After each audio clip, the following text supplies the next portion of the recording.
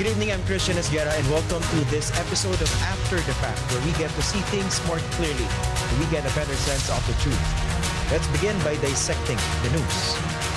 Today, we're celebrating a pivotal moment in our country's history when Filipinos, quite literally, setting down the barrel of a gun, drove away a dictator and his family. The EDSA People Power Revolution in 1986 would go on to inspire similar pro-democracy uprisings elsewhere in the world. But 36 years later, the Marcoses are back in power.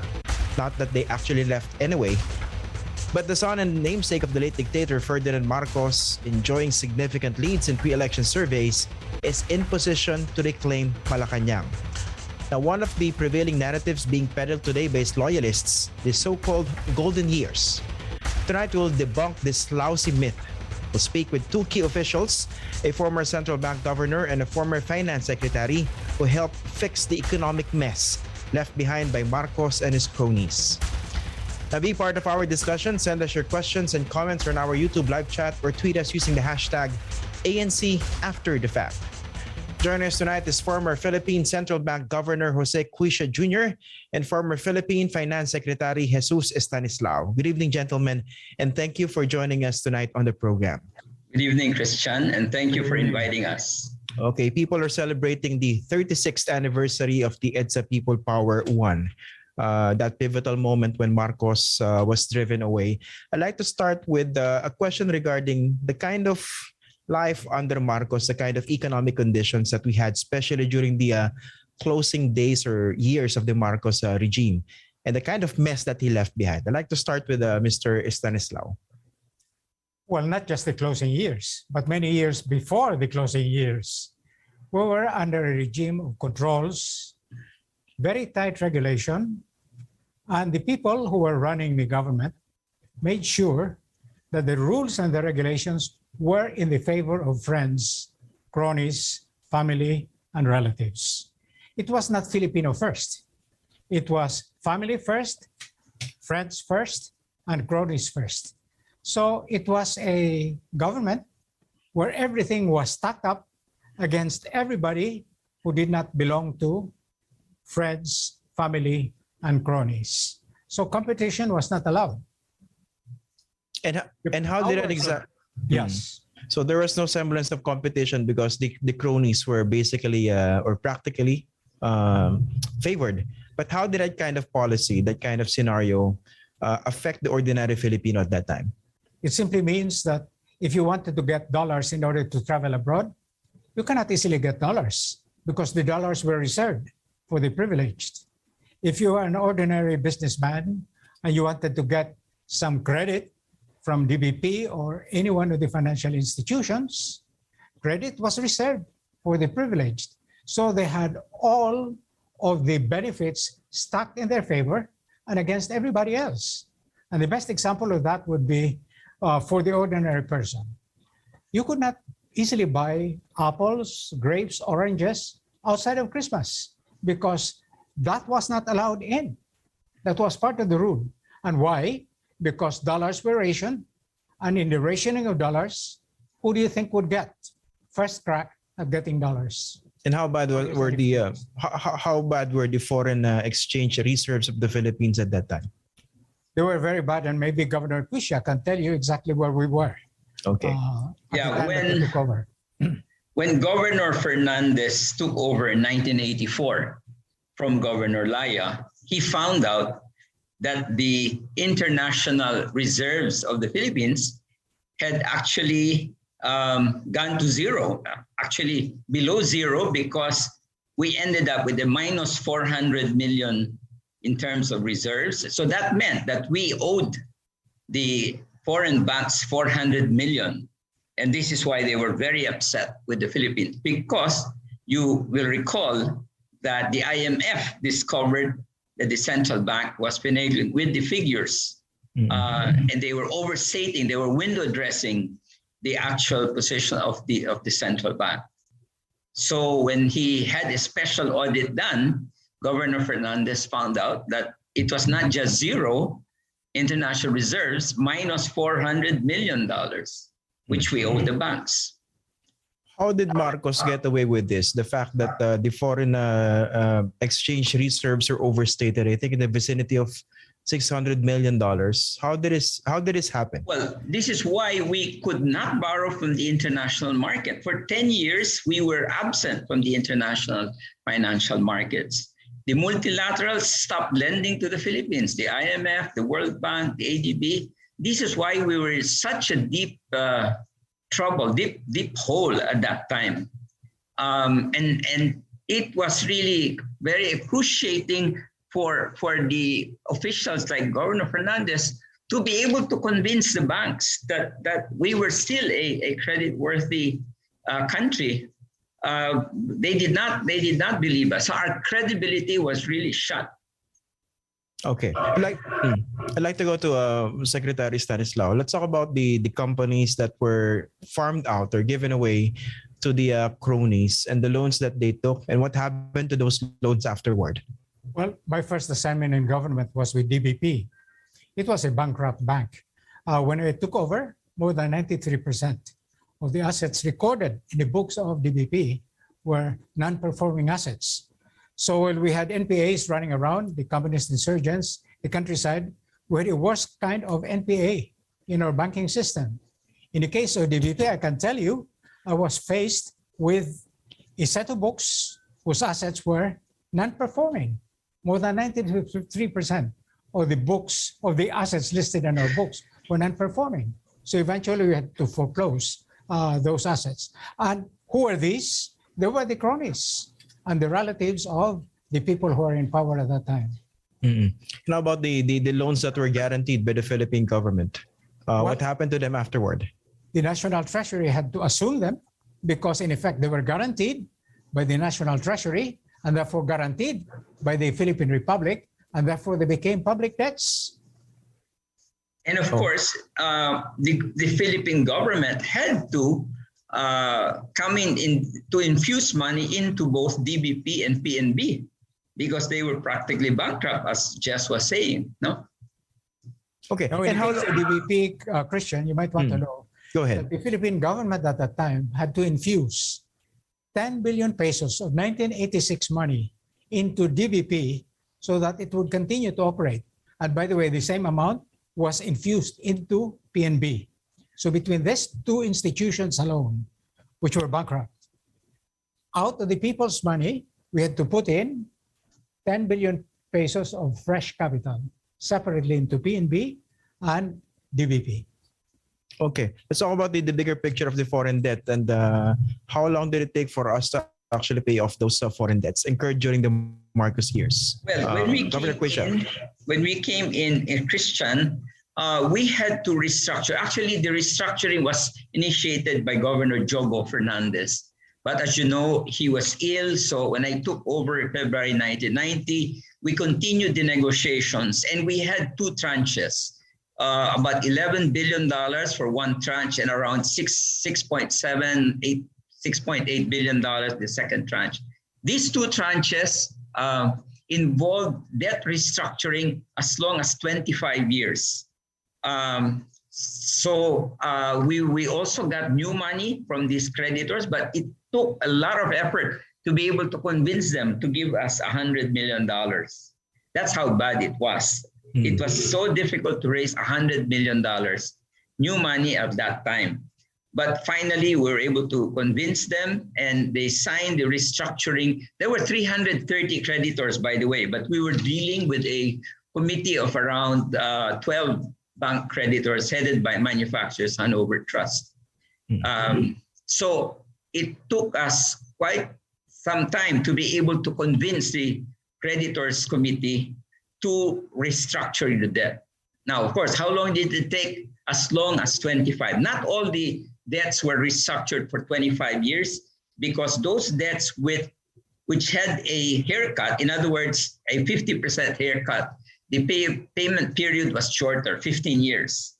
But they had to give up 50%, almost 50% of their loan value. So this 25-year loan payment, when was this completed? This was the longest term, right? I think all the debts were fully paid by 2018. Okay, this included. Did this include the Bataan nuclear power plant? It must have been part of the bill because it was part of the restructured debt. Yeah, Okay. the $2 Now, billion of the nuclear plant.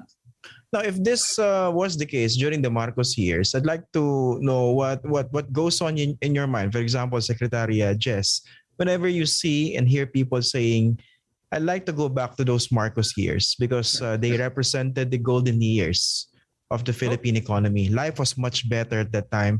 And I keep hearing people saying inflation at that time was so much lower compared to today. Things like that. Those golden years never existed. They existed in the mind of people, in the propaganda machine of the dictatorship, but they were never real.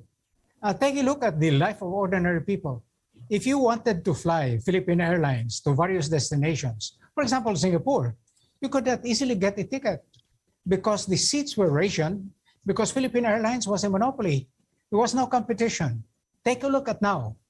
Take a look at PLDT at that time. In order to get a phone, you had to wait several years. And if you get a phone, you probably had a party line. Take a look at the situation now. Those were the golden years when you had to wait 3, 4, 5 years in order to get the telephone line with a party line. And you had to shout too big in the morning because there was not water flowing through your faucet.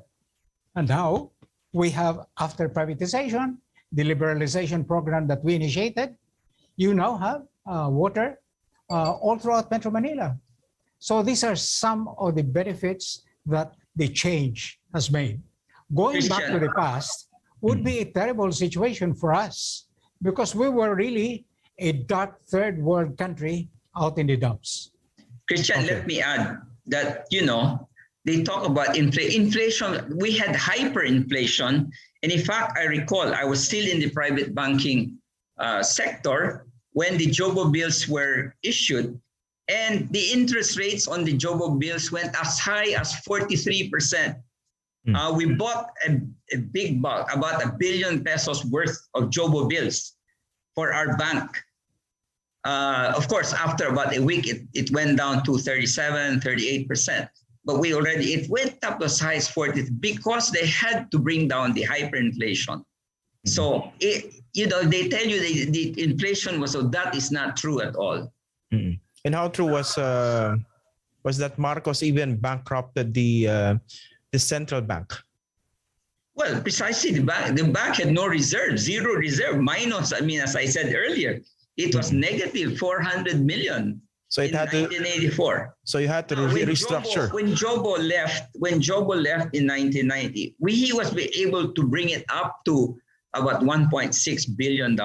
Today we're talking about $107, $108 billion in international reserves. So you can see the difference. But he started with minus 400. That's what I just want to emphasize. And this was possible because of the leadership of one man. So I think that's one thing that people should also realize. Correct. Absolutely. Yeah. And because of his credibility in the international banking sector, they believed in him. But they really made him sweat to get the new money that the country needed. No? And as I told you, we were absent from the international capital markets because, as Jess said, we had a junk rating in the international capital market. It was only 1993 that we were able to go back and borrow from the international capital markets. Okay. Secretary Jess, also gave us a sense of the kind of poverty situation at that time. Well, more than 50% of Filipino families were below the poverty line. So there was hunger.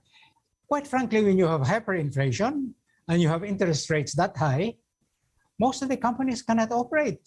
We did not have enough dollars. We could not import the raw materials and supplies that our industries needed. So they had to reduce operation or completely close operations. So unemployment was very high. And you should have Secretary Stanislao? Yes? Yeah, I think we had a problem with your audio. Oh, okay. Yeah. Can you repeat what you said? Yeah, we can hear you now. When you have a hyperinflation and with the interest rates that high, you did not have dollars. So many of our industries could not import the raw materials and supplies they needed for continuous production. And if they could not do that, they had to lay off many people.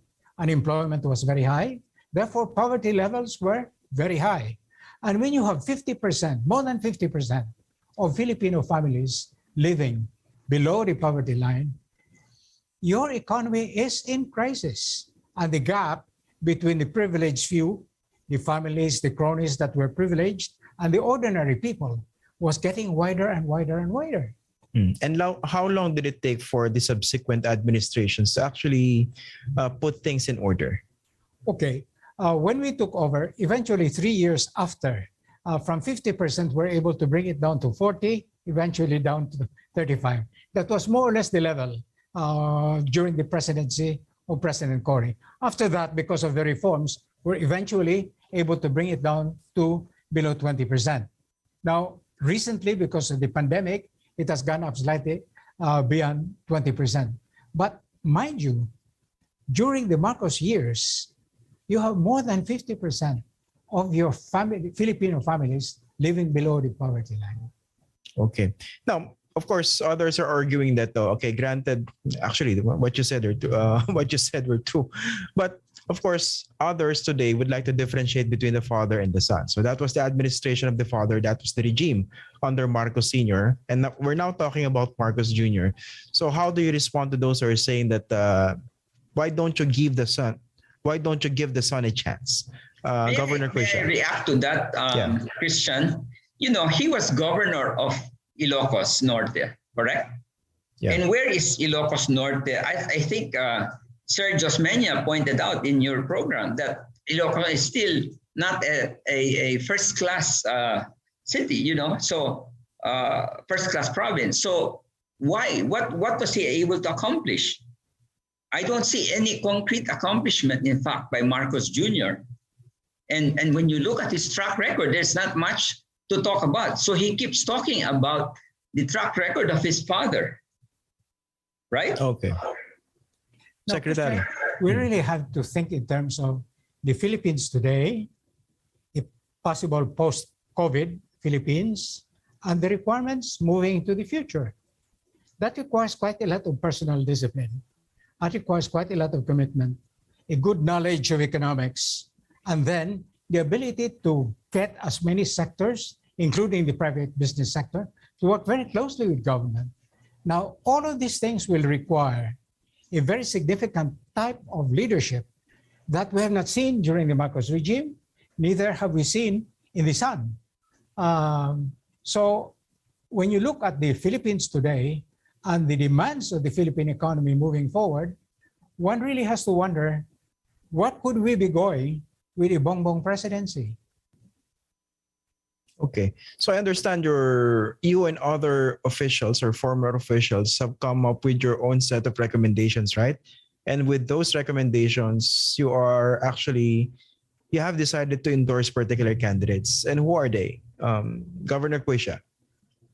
Well, we, as we said in our letter, we believe that the best candidates to provide the national leadership for the Philippines is Vice President Leni Robredo and Senator Kiko Pangilinan.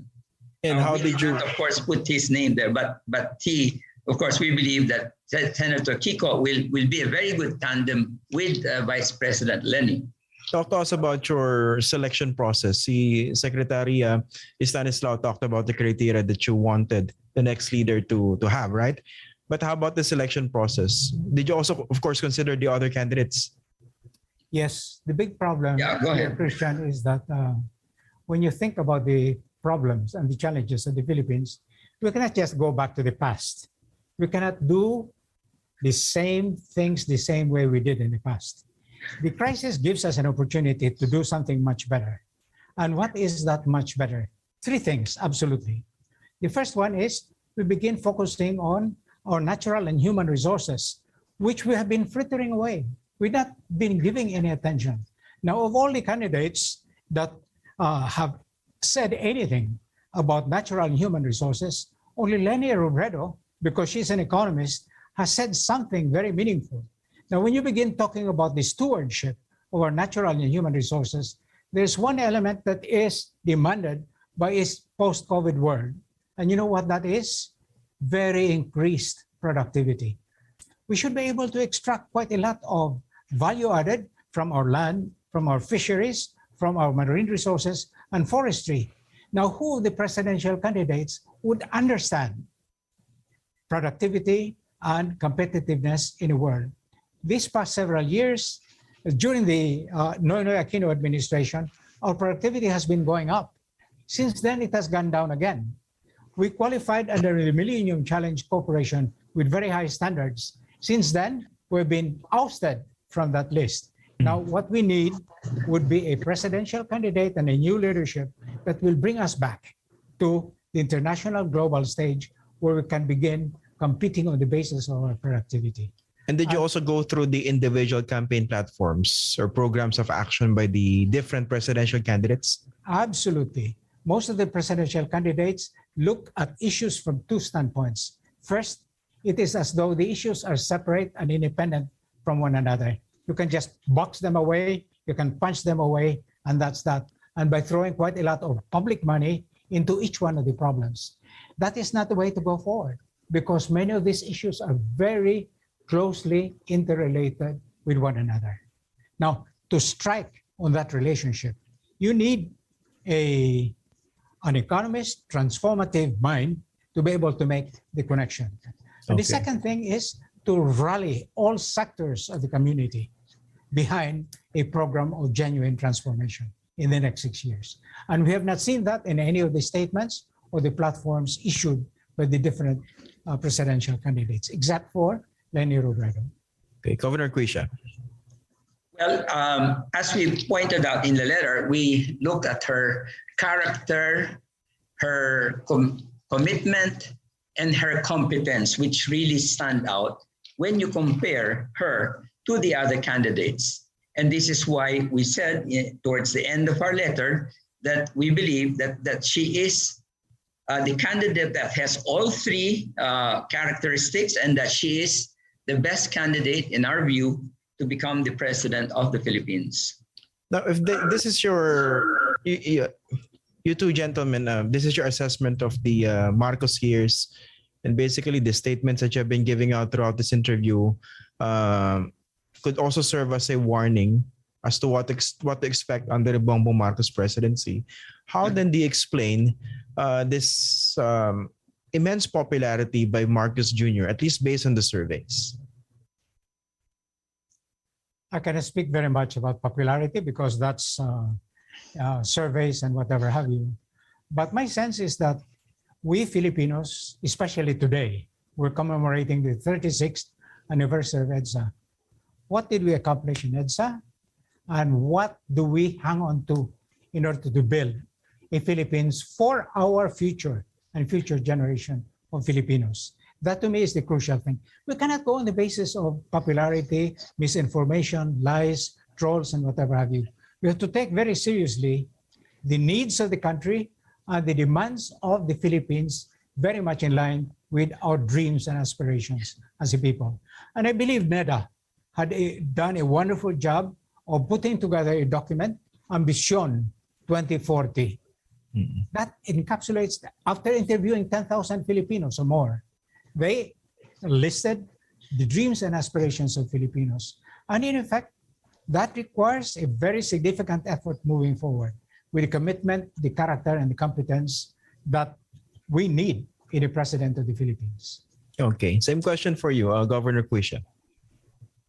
What is your question? Why? Yeah, basically, why? If this was the situation under Marcos, and you're not seeing much with the campaign platform of Ferdinand Bongbong Marcos Jr., I mean, how do you explain the disconnect between those warnings that you mentioned and his immense popularity now? Aren't they quite obvious for people to see?